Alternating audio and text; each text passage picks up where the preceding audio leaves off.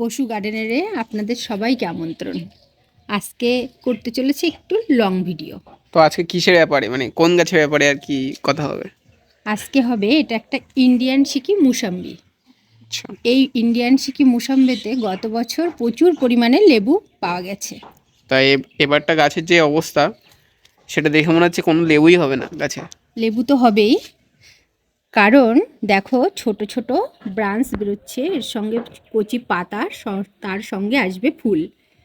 এটা নভেম্বর মাস থেকে খাবার এবং জলের একটা স্ট্রেস দেওয়াতে গাছ সমস্ত পাতা ঝরিয়ে দিয়েছে। আচ্ছা, এই যে এখানে আর কি সবুজ সবুজ মতো, এগুলো কি দেওয়া? এটা যখন গাছে জল কম দেওয়া হয় তখন কিছু কিছু গাছের ডাল ডাইব্যাকে চলে যায়, তখন সেটাকে কেটে ছেটে ফাঙ্গিসাইড লাগিয়ে দেওয়া হয়েছে।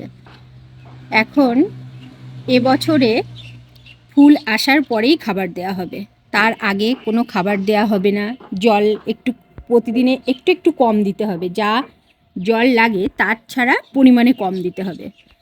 সবে পাতা, কচি পাতা, তার সঙ্গে ফুল আসা শুরু হবে, তখনই গাছের খাবার দিতে হবে। তো এগুলো করলে আর কি হয়ে যাবে? এগুলো করলে প্রচুর পরিমাণে, হ্যাঁ, একটু ফাঙ্গিসাইড স্প্রে করতে হবে, সঙ্গে কীটনাশক দিতে হবে, আর হাড় গুঁড়ো, শিংকুচি, সর্ষের খোল ভিজানো জল, পেঁয়াজের খোসার জল, এগুলো নিয়মিত দিলে প্রচুর পরিমাণে এখান থেকে ইন্ডিয়ান সিকি মুসাম্বি লেবু পাওয়া যাবে।